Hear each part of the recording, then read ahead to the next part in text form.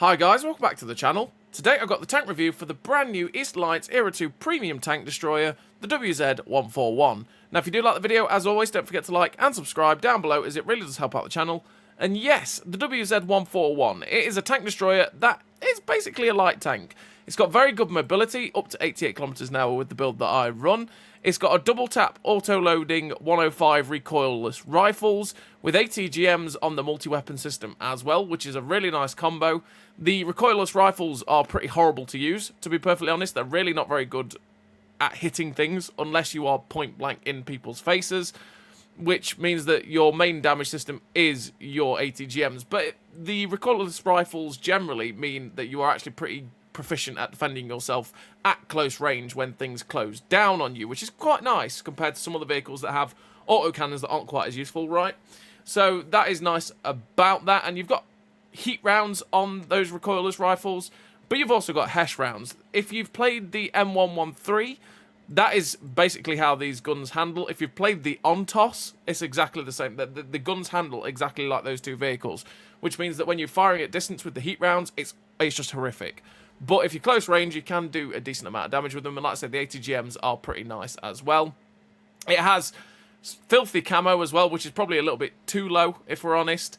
And yeah, it's another one of those tanks that's going to be quite hard to see unless it fires, and it will appear out of nowhere and slap you with an ATGM, because that's just the way it handles. But overall, it's a pretty good tank on the whole, because you've got that good mobility, you've got that nice camo, and you've got the nice choice of the two multi-weapon systems. It also has manual siege mode as well, so if you press left on the D-pad, it'll take, I think it's 1.2 seconds to activate the siege mode, and you'll be able to get up to 12 degrees of gun depression using that siege mode, meaning it does bobble if you are in the siege mode a bit, which can be a bit annoying.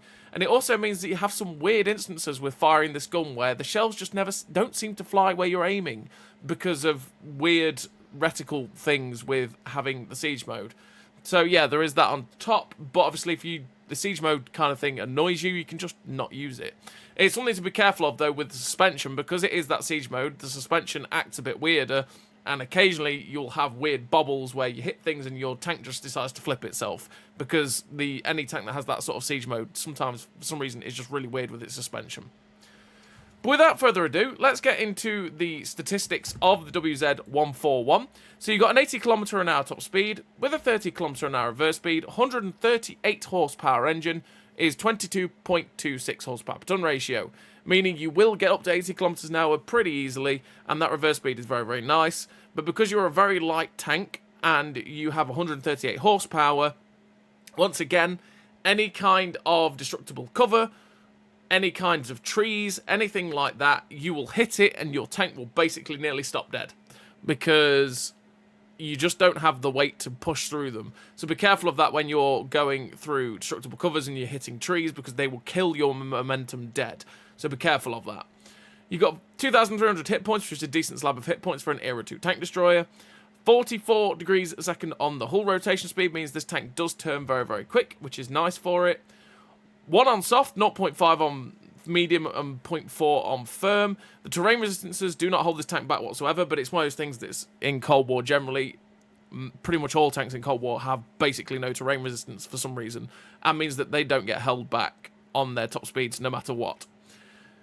You've got 278 meters of steel concealment with 359 meters of on-the-move concealment, which if you were to run silent driving and camouflage expertise and the camo net with smoke, you can get that down to about 90 meters of steel concealment, which is absolutely fantastic. 510 meters of view range as well means you can spot for yourself really quite easily in this vehicle, and because of the top speed and the good camo, it basically plays like a light tank. The only thing that's bad about this compared to some of the other light tanks is that your accuracy during movement is terrible, like a lot of tank destroyers. So you got 36 degrees a second on the turret rotation speed, which is slower than the hull, so you really want to help that out with rapid aim if you can, so that you can get the turret turned on target quicker. You've got 0.84 accuracy during rotation, which is really not too bad, and you can get that better with crew skills and stuff if you want to. But you do have 4.41 accuracy during movement, which is awful, and that means your aim circle does bloom out a lot, and it's rather large aim circle after movement especially.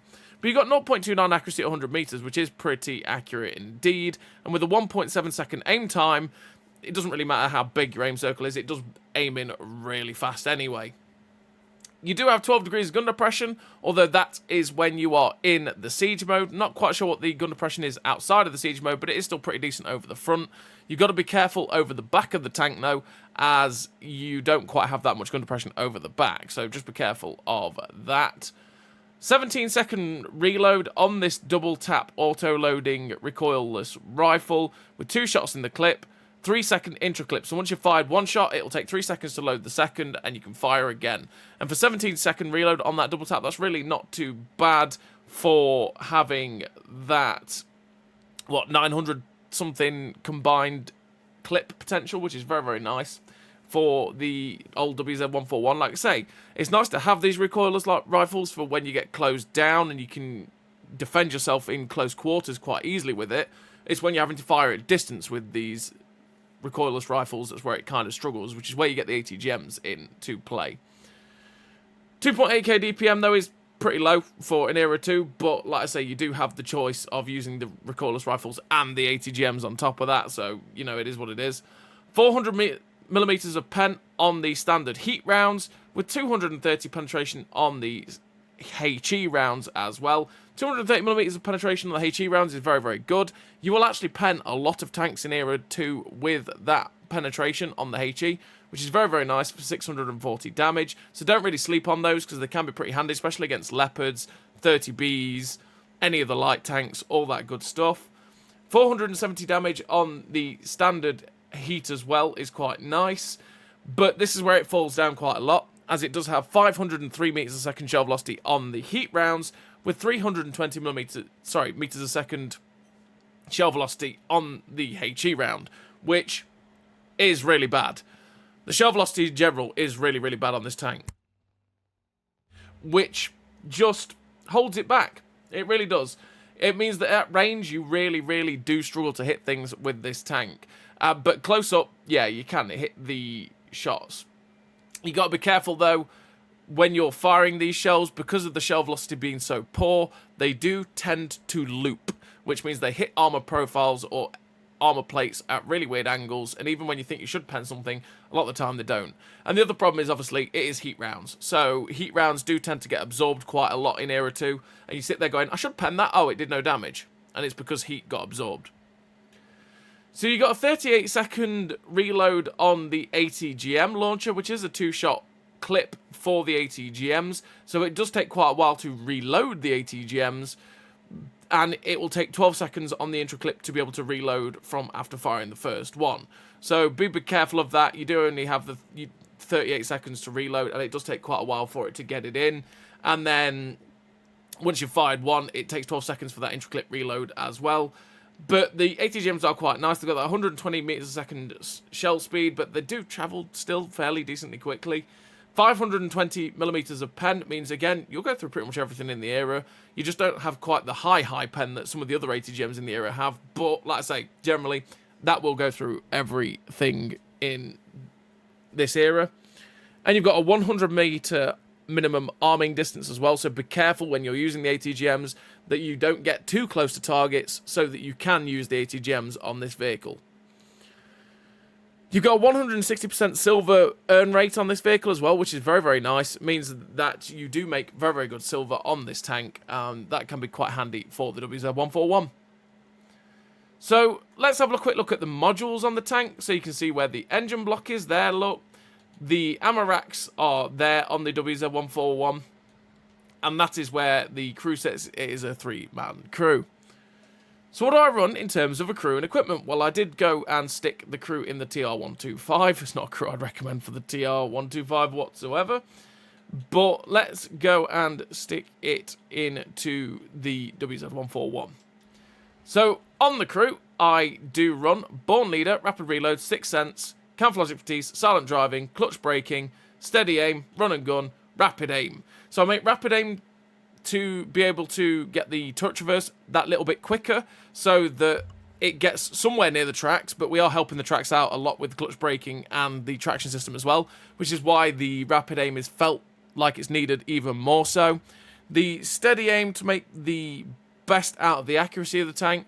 Run and Gun to get that accuracy during movement down as low as possible, because the accuracy during movement really isn't that good, so you really want to help that out if you can. Camouflage expertise to make the camo better on the vehicle, with silent driving to keep the camo while moving down as low as humanly possible, so that you can try and stay unspotted and get those assassination plays off. And it just, yeah, helps out the tank in that way. There's plenty of things you could also run instead, though. Like I say, you could definitely drop the clutch braking because the track traverse is already so good, and run something like snapshot to make the accuracy during rotation better. You could run the supply conservation to be able to get your smoke back faster. You could run muffled shot instead to be able to reduce the effect of firing on your camo so that you stay unspotted for longer too after firing. There's plenty of things you could run in general on this vehicle. I just wanted to make it feel even better while with its mobility generally. And then in terms of equipment, while I do run the smoke, I also run the advanced loader, which is quite weird that it gets the advanced loader, seeing as it's an auto loader on both the ATGMs and the main cannon, but we'll take it. The advanced concealment and the traction system. Traction system to get up to that 88 kilometers an hour top speed. The camo net to get us down to that 71 meters of still concealment, which is absolutely fantastic. And the advanced loader to get the better out of the reload of both the ATGMs and the recoilless rifle.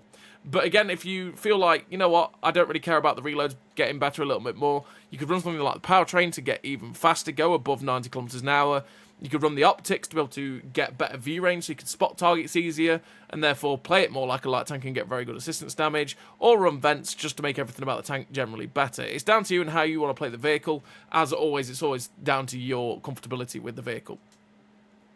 So let's have a look at the statistics now with it fully kitted out. And as you can see, we've now got an 88 km an hour top speed, 33 km an hour reverse speed. We haven't really helped out the power to weight, so whatever, but it's still got that very good top speed at 88, and you will hit it. 52.39 degrees a second on the hull rotation speed means it does turn on a sixpence very, very quickly. 71 meters of still concealment is absolutely fantastic. Like I say, it's probably too good. I still think nothing really should have below 100 meters of still concealment on, well, in Era 2 or in Cold War in general, so that you don't have tanks sneak up on you quite as easily, because this tank is a sneaky little thing. It will sneak up on you very, very easily, drop in an ATGM and then double tap you with its main cannon. It's got 531 meters of still of view range, which again is good enough to spot for itself. You've got 41.68 degrees a second on the turret rotation speed, which will help to get even faster, but it's still over 10 degrees slower than the hull, so be careful of that when you're turning left. If you're trying to look right, your turret will not keep up and it will just turn with the tank. You got 0.82 accuracy during rotation, which is pretty okay. Again, we've not really helped it out too much. It's only lost 0.2 in that regard. We've got 0.25 accuracy at 100 meters now, which is supremely accurate. 3.68 accuracy during movement, which again is still poor, but it's a lot better than it was. 1.63 aim time as well means it does aim in super duper quickly. We've now got a 13.06 second reload, just 3.5k DPM for this double tap auto loading cannon, which is quite nice. You've also knocked it down to 29.18 second reload for the ATGMs, which is nearly a 10-second knockoff. It was, what, 9 seconds, realistically, which is really quite nice, again, to knock that off that much for the ATGMs. So, yeah, that's the tank in general. Like I said, that's the statistics of it, with and without the equipment. I did enjoy the vehicle. I did think it was a pretty good tank. It's just that the only real downside to it is the fact that the main cannons can be really unwieldy to use, and a lot of times at distance it really struggles to hit those targets, but they can be useful at close range to be able to defend yourself. The only other thing realistically for me is the fact that there are some really weird circumstances when you fire this gun that shells just don't go where you're aiming them, and I think a lot of that is down to the siege mode and the weirdness for which siege mode is. Because the siege mode on this tank does, when you activate it, give you that extra gun depression. It also makes your gun super duper accurate. The aim circle becomes tiny. But when you're outside of that siege mode, there's a lot of times, and you'll see that in one of the replays, where shots just go outside the reticle a lot. And you sit there going, what? How did that happen? And it's just weird instances that I think are caused by the siege mode and the interaction with the free aim circle, essentially. Without further ado, what I'm going to do now is send you into the replays where you can watch this tank in action, see how it handles, and see if it's a bit of you or not. So as always, everybody, I'll see you in the replays. So here we are in the replays, and this first game, we are on this map, which is Redshire. And on Redshire, what I'm going to do is go to the position at G5, so that I can try and shoot across at the people that cross the BC line, maybe get an ATGM at them, and then just try and get some early spots in that regard as well, because we can try and spot the people that camp at D4 and C45. We can also take advantage of anyone that just YOLOs along the 1-2 line, because what tends to happen in Cold War Era 2 and Era 3 is that people just full send down the 1-2 line into weird plays, especially the light tanks and mediums, the faster mediums that is. They just YOLO straight over the ridge lines and give you easy damage. So we just switched to the ATGMs because, yeah, firing this main cannon at distance is real pain. And then we see the M163 Vads, and it's like, Mr. Vads, are you going to give me some easy damage, sir? He's come straight over into our whole team, so we put one in with the heat round, and then we're just waiting on that interclick to put the second shot in, and, well, that shot just misses, even though most of the reticle was on the Bagel Panzer there. And that's, a lot of that is down to the shell velocity, but also just, like I said, the weirdness with the manual siege mode as well, where you aim at a target, but for some reason, especially if you switch, this is the other thing though, actually, if you switch with the multi-weapon system and you fire too quickly after switching from the multi-weapon system, you get some really weird shots as well, where again the shots just don't go where you're aiming them. So you've got to, once you've switched the ATGMs to the main cannon, just give it an extra second and then fire, because otherwise you'll have shots going everywhere. So we got a shot into the Marder, then we go for the RBRT into the, I think it was the Pharaoh's Fury there, which we're not really going to pen with 400 pen through the front of that guy, so it was a bit chancy to be fair. And, well, we didn't. We only tracked him. We're up to 1,094 assistance with 2.2k damage. We fire the ATGM at the WZ-141. We get hit in the side by something that's over at C9, so we just drop down off the ridge line as quickly as possible, so we're not taking any hits from those dudes. The TD is currently running away. We can just see him running in between the houses, so we're not going to really get after that WZ-141, so we're just not going to worry about it. What I want to do now is try and find another target from ATGM, so you're trying to see me look there over the distance, but I can't find them. We see the ELC even SS-12. The first shot drops extremely low. And again, that's this gun in a nutshell. This main cannon, or the main two recoilless rifles, really are not very good. And they love, absolutely love missing. So you've got to be very careful of that. Like I say, your main damage dealer is going to be your ATGMs. But like I say, don't discount the weapons, because, yeah, the main cannon is still useful. It's just that you really have to give it a lot of lead to hit the target and make the most of your aim to be able to actually hit these guns. So there's 5 tanks left on the enemy team. We are winning quite handily. We're firing ATGM here at the opposition WZ-141. See the Bagel Panzer, fire the shot. That shot would have hit, but the 320 meters a second on the, it's actually premium HE rounds on this tank.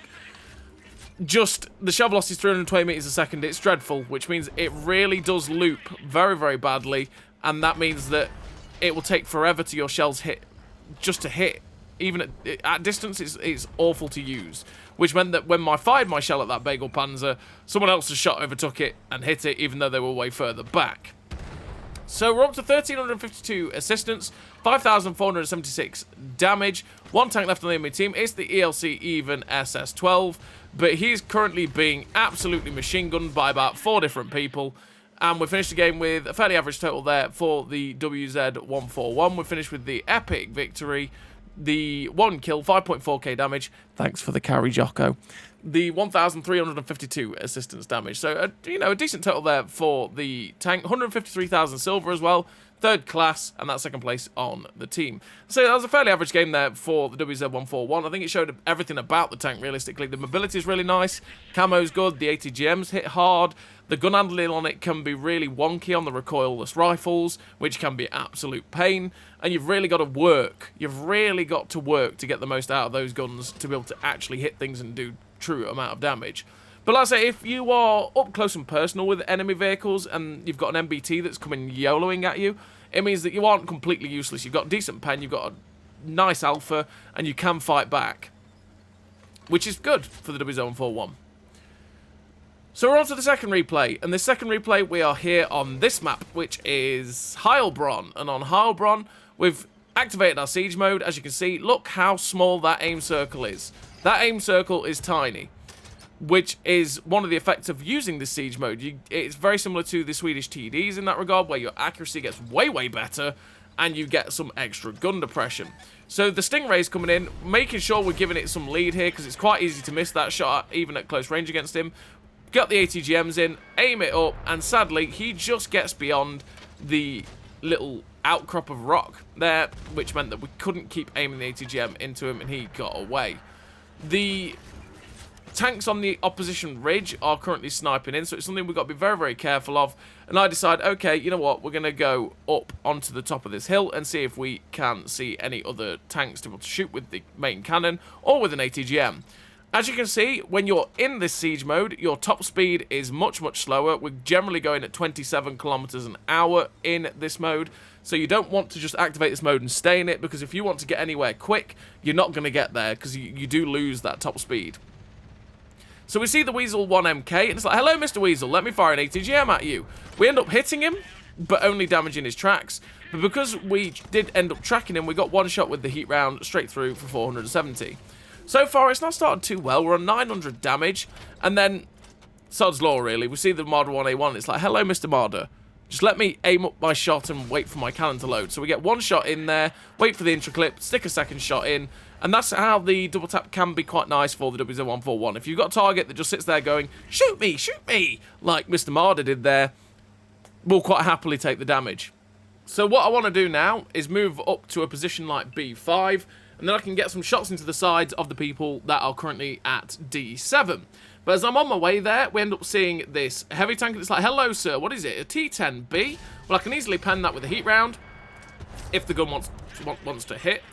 But we hit him with the second shell, thankfully, leaving him on 530 hit points, meaning I can finish him off with another ATGM. But he takes a hit, leaving on 6 hit points, which means I just don't want to waste the ATGM. Because one of the things that is a little bit sad for the vehicle is you only get 10 ATGMs, which means it's quite common for you to run out of the ATGM. So you've got to be very, very careful of when and where you fire them, so that you don't waste your damage potential with the ATGMs and lose that ability to just keep sticking out big damage rounds. Because they do 850 damage, and that means they are quite useful to have. So if you run out of them, yeah, you're going to lose a lot of capacity for damage, and you've really got to rely on guns that are wholly unreliable. So I'm moving myself into a better position to be able to shoot the T80. The T80 does drive out, aiming for that central section of the tank, and that missed. Okay, that heat round missed, apparently, which it really looked like it should have hit, but there we go. But yeah, I was aiming for that central part of the tank so that I could possibly detonate its ammo rack, but, well, it didn't happen. But now we're going to go up onto this little section here at B6, because I can get shots at people like that Magak there, and get shots at maybe the WZ-122 or any of their team that are sitting over here. So I fire an ATGM at the Magak 3, but he ends up getting shut down by the Conqueror, which means I don't get the shot into the Magak, and it was just kind of a wasted ATGM. I see the Weasel MK1. We end up hitting him with the ATGM and doing tracks only. Sad times. We don't hit him at all with the main cannon, and I decide, yeah, I'm not doing this. I'm not sticking around with the Weasel 1MK looking at us, because that's just going to be a bad time. They are currently capping us with 2 in the cap. We have a light tank that's nearby the cap, so I thought the light tank was at any point going to go reset, but he's not done that yet, and I was like, oh no, this is quite bad. We could lose this game quite easily. The 7 seconds, 6 seconds, 5, 4, and then he gets reset. He gets the reset in, which is great, meaning that we have chance to be able to get there and help the team and try and just stop them capping. So we have Hesh in, because again, I can pen the 30B with the Hesh, but you saw the problem there in the fact that the shells looped. So I aimed at the side above the tracks, and it looped so high, it hit the side of the turret where there's spaced armor, meaning I couldn't do damage, and yeah, it means we just lost that potential there. But we do slam an ATGM into the other Brennus and shut down the Brennus that was capping that was left, and means that we're now 2v3. This game is still super close. We're at 5.5k damage, 265 assistance damage, and yeah, it's a 3v2. the WZ-1MK is going in on their WZ-141, meaning there's only 2 vehicles left. It's a VADS, which is deadly to us, and the WZ-122. Now, we know where the WZ-122 was. He was up camping in their base, so we're just going to charge towards their base and see if we can find them. And see if maybe we run into the VADS along the way. Because, I mean, we can pen the VADS quite easily with our main weapon, especially with the Hesh. We've just got to be careful of spaced armor on it, and we can get them with the ATGM. So I think about firing the main cannon, but I decided, no, you know what, get an ATGM in, and then I can finish them off with the main cannon. But that one was basically fully aimed at the VADS, or should I say the VADS was fully in the aim circle, and it flew to the left of it, somehow, some way. Because, I don't know, this gun, it really hates it. The VADS was basically the whole aim circle there, and it still flew to the left, which meant that he managed to take enough of our hit points away for the WZ-122 to finish us off. But we did manage to get the eye for an eye medal there, because we did get the shot in to kill the VADS. Actually, we didn't get the eye for an eye, because I killed the VADS, and then the WZ-122 ended up finishing us off. But we finished second with 6.5k damage, and a pretty nice total there for the WZ-141 on Heilbronn. But now, we're on to the third replay, and the third replay, we're on this map, which is Kasserine. And on Kasserine, what I want to do is go to E7, because from E7, I can shoot across the J line, as people do go across the JK line, get an ATGM into them, try and maybe hit them with the main cannon, but like I say, it's easier said than done, as this main cannon is extremely derpy, because that shell velocity is utterly atrocious. So now I'm in the position I want to be. I switch into my siege mode so that I have the best gun handling I can get out of the main cannon, and also get that extra little bit of gun depression.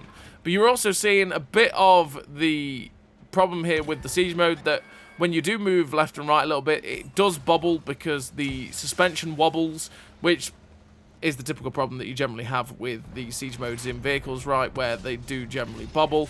We loaded Hesh because I thought maybe I'd get some easy shots into some light tanks sitting on ridge lines, trying to get some ATGMs off. I see the tank in the distance there using the true vision. Someone pops smoke though, which means I can't guide the ATGM anymore, but thankfully it flies true and does some damage for us.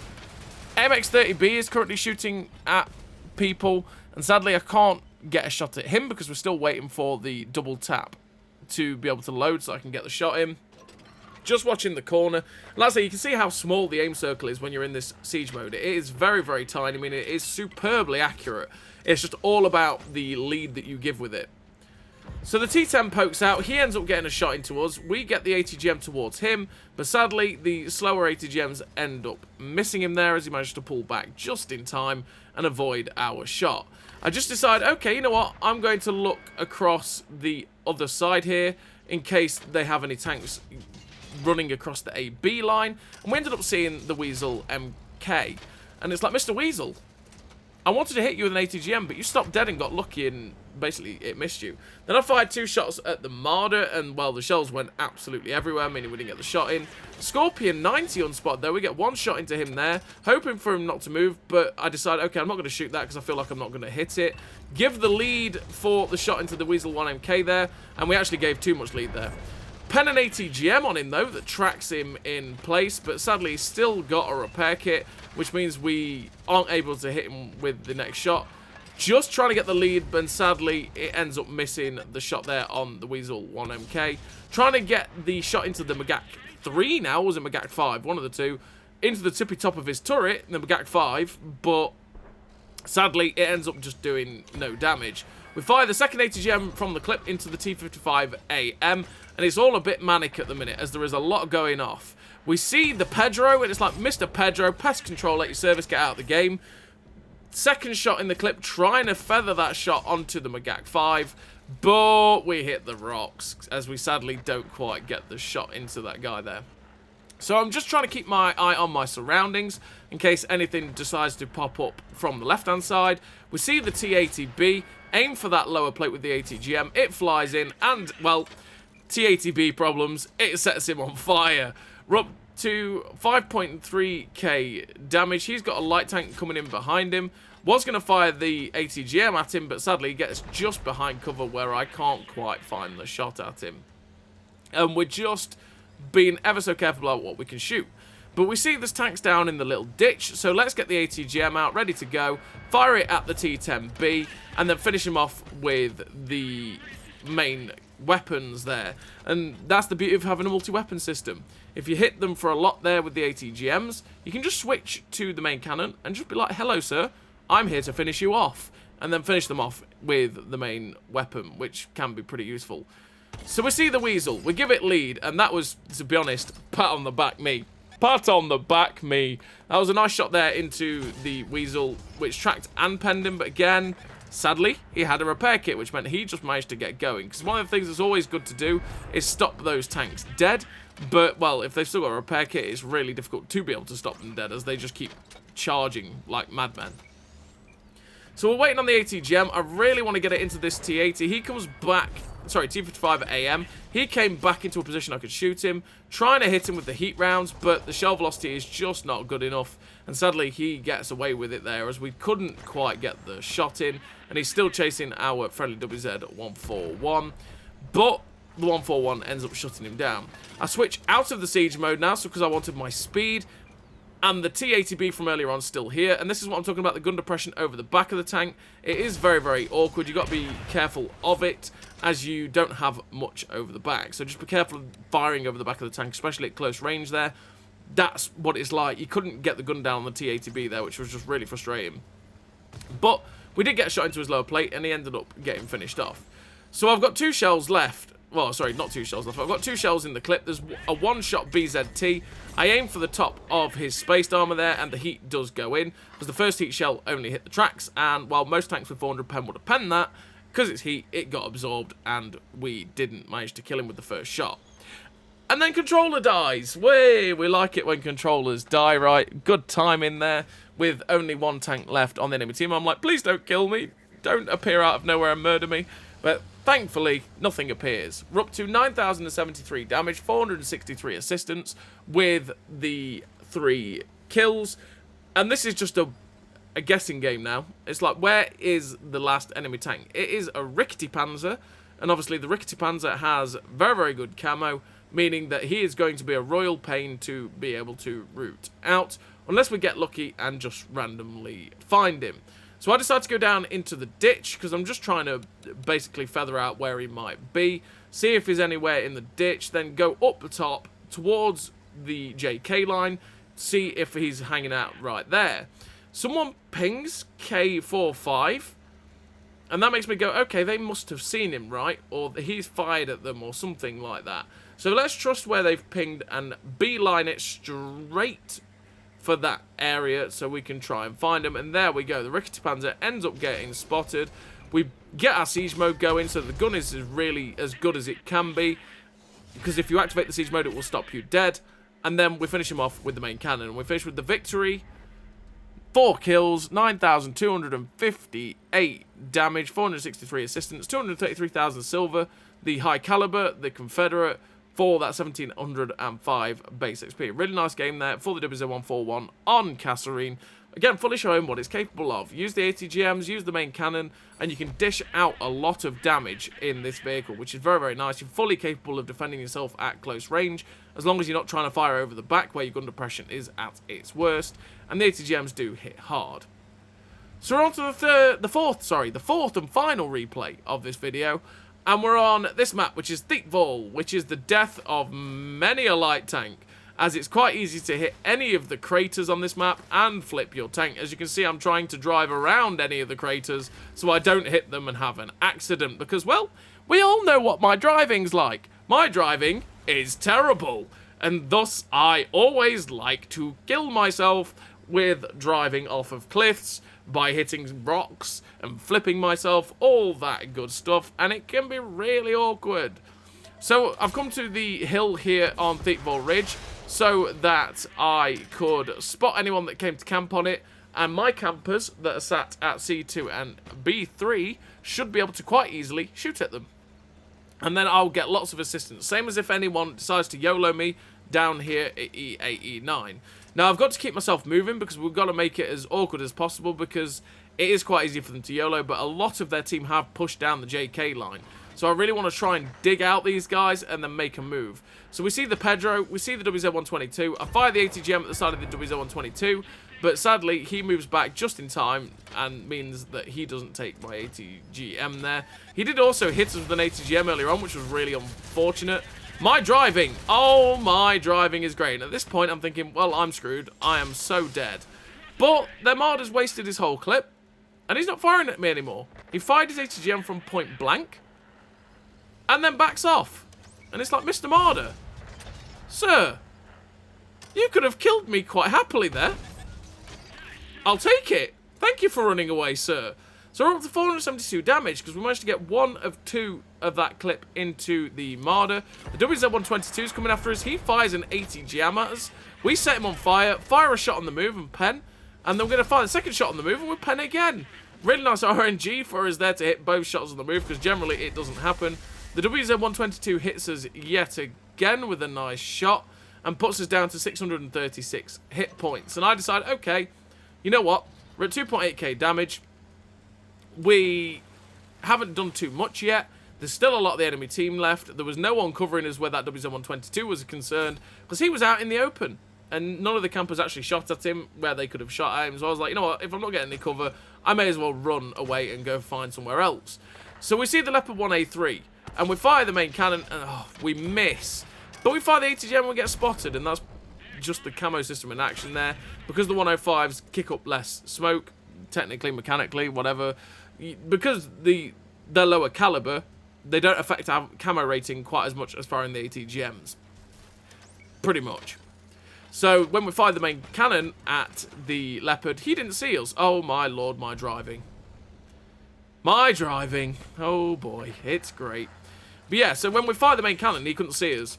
But when we fire the ATGM, because it's worse on your camo rating, he did. So we fired ATGM there at the BMP, but sadly it doesn't fly true, and it ends up flying behind him. We get one shot that ends up just bouncing on the BMP, and a second shot that does go through. And I decide, okay, I'm running away from the BMP now because I don't want to get machine gunned, so we may as well use our mobility to get away. But we hit 2 trees on the way out, which is, like I say, avoid the trees. As you can see, your mobility dies when you do hit them. But the BMP-3 has fully changed his targets. So I was just thinking about aiming the shot in, thinking about maybe getting an ATGM in, but I decided I didn't really want to waste the ATGM there or just even attempt to shoot him with the main weapons because, yeah, even at this distance, at the speed he was going, likelihood was we were just going to miss.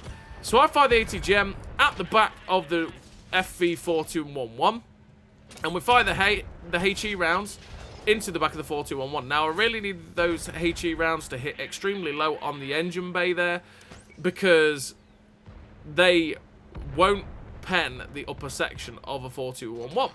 Because the 4211, that didn't even go where I aimed it. That went to the far right, it hit the lower plate and penned it. So, we'll take it. Thanks, RNG.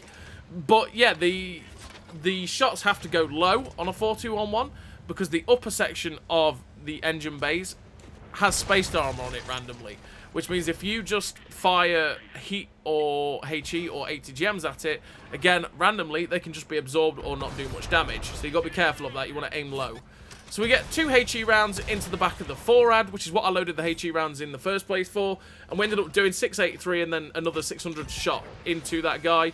We fired ATGM a little bit too close to the BMP there, which means that we ended up just going doink and doing only 200 damage, but we do get 1 HE shot into the back of the BMP, finishing him off. Looking for that second one into the Marder, which doesn't actually pen. It only does 280 odd damage, but the rest of my team is here to basically shield us and shut down the Marder. And good night, Mr. Marder 1A1. We're up to 7.5k damage with 283 assistance damage, with only 3 tanks left on the enemy team. There's the M60A2, he's on top of the hill. A light tank, which we don't really know where he is, and a tank destroyer who is currently running up the 9-0 and has killed our Brennis. It's an ELC even SS-12, so that's going to be a royal pain to find later on. But we do know it's one of those things to make a mental note of, especially when it's a tank destroyer like an ELC even SS-12 or a light tank like the Weasel MK1 and stuff like that, where they're a royal pain to be able to find. If they were last spotted like that, going up the 9 line, just make a mental note of the direction they were travelling. Yes, they could double back. He could have done a full handbrake turn, double back, and then be coming back down the 9-0 line. But the feeling is he was probably going up the 9-0, and then he'll probably just charge up the AB line. So we looked for a shot into the M60A2, and sadly we just missed because, like I say, it's a pain with this cannon. Then the BMP2 got shut down by the WZ-T70, and to be honest, I never saw the BMP when I was looking at the map, so it's fortunate he got shut down. And we're now chasing after that even SS-12, the ALC. So, it's like, where have you gone, Mr. Pedro? I feel like, again, because of where he was last spotted, there's a possibility he's charging up the AB line, trying to get into that top corner. So we're going to go just play the hunch and see if we can get up that way and cut him off. I can take a hit from him if he doinks the shot, so I'm pretty confident if I get close enough to him, I'll be able to damage him royally with the main cannon. And there, in the distance, I caught a glimpse of the Pedro. And it's like, Mr. Pedro, I saw you. I saw you, bro. So we're coming after you now. We're going to come after you and try and get you. If I could get him with an ATGM, that would be great, but I realistically want to stay quite close to him, so it makes it hard for him to be able to get us with the ATGMs. And it's like, hello, sir. Fire the Hesh round. It lands behind him, even though we gave it a decent amount of lead, because the shell velocity is so poor, and the second shot ends up hitting the floor. Now, I don't want to switch into siege mode, because that makes me too slow, and there's likelihood, again, he could get the distance he needs to be able to hit us with the ATGMs. He ends up slowing himself down. We ram into him. His ATGM does nothing. We pen him for 627 and finish him off for 429 with the second shot of HE. And we finish the game with a really nice total there for the WZ-141. We finished with the victory, 4 kills, 8,477 damage, 1,600 assistance damage. The ace tanker, the high caliber, with the 1853 base XP. A really great game there for the WZ-141, which, like I say, it's a really nice tank generally. The ATGMs are nice, the main cannon is really derpy, but the mobility mix with the camo is also very good, and generally it's just a pretty decent tank. You just gotta get over how bad the guns can be, especially at distance. So as always, everybody, thank you very much for watching, and I'll see you next time.